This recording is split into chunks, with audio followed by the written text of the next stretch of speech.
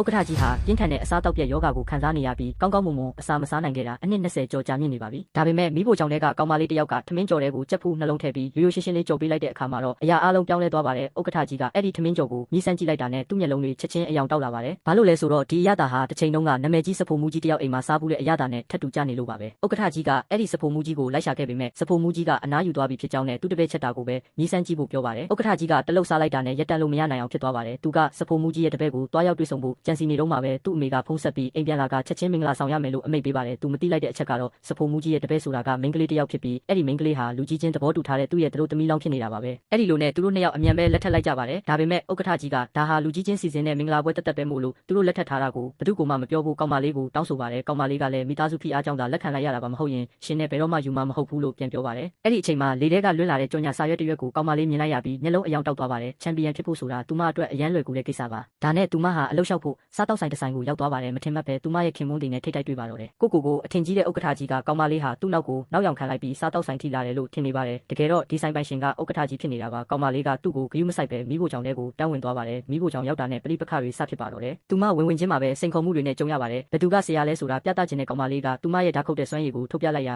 လူတိုင်းအံ့ဩသွားကြပါတယ်။ဒါပေမဲ့လက်ရှိစဖိုမှုကြီးကသူ့နေရာပြောင်းမှာစိုးရိမ်ပြီးကောင်မလေးကိုဟင်းသီးဟင်းရွက်လှီးတဲ့နေရာမှာပဲထားလိုက်ပါတယ်။အဲ့ဒီအချိန်မှာပဲပြိုင်ဘက်စဖိုမှုတစ်ယောက်ရောက်လာပြီးပြဿနာရှာပါတော့တယ်။သူကစဖိုမှုကြီးရဲ့ဟင်းတွေကစားမကောင်းဘူးလို့လူအများရှိမှစော်ကားပြီးစိန်ခေါ်လိုက်ပါတယ်။တကယ်လို့သူနိုင်ရင်ဒီဆိုင်ကိုပိတ်ရမယ်လို့ကြေးထက်ပါတယ်။စဖိုမှုကြီးလည်းမခံချင်စိတ်နဲ့လက်ခံလိုက်ပါတယ်။နှစ်ယောက်သားစွမ်းရည်ပြကြရမှာပြိုင်ဘက်ကဘန်ကော်ဖီစိန်ဟင်းပွဲပြင်ဆင်ပြီးစဖိုမှုကြီးကတခွားသီးလိပ်ပြင်ဆင်ပါတယ်။ဒိုင်လူကြီးတွေမြည်ဆန်းပြီးတဲ့အခါစဖိုမှုကြီးကမဲတမဲတာရရှိပြီးပြိုင်ဘက်ကမဲလေးမဲနဲ့အပြတ်တက်အနိုင်ရသွားပါတယ်။စဖိုမှုကြီးကပြိုင်ဘက်ရဲ့ဟင်းကိုမြည်ကြည့်လိုက်တာနဲ့ရှုံးမန်းဝင်ခံလိုက်ရပါတယ်။ပြိုင်ဘက်ကမောက်မာစွာနဲ့ဒီဆိုင်မှာသူ့လက်ရာကိုမိတဲ့သူမရှိဘူးလို့ပြောလိုက်တဲ့အချိန်မှာကောင်မလေးကထွက်လာပြီးစိန်ခေါ်မှုကိုလက်ခံလိုက်ပါတယ်။စဖိုမှုကြီးကကောင်မလေးကိုဟင်းရွက်လီးတဲ့သူကဘာနာလဲမှလဲဆိုပြီးတားပါတယ်။ဒါပေမဲ့ကောင်မလေးကတုံလုံးเสียစကားတခုံပြောလိုက်ပါတယ်။တကယ်လို့သူမရှုံးရင်ကြိုက်တဲ့တံပေးတာခံမယ်။ဒါပေမဲ့နိုင်ခဲ့ရင်တော့သူမဟာဒီဆိုင်ရဲ့စဖိုမှုကြီးဖြစ်ရမယ်လို့ပြောလိုက်ပါတော့တယ်။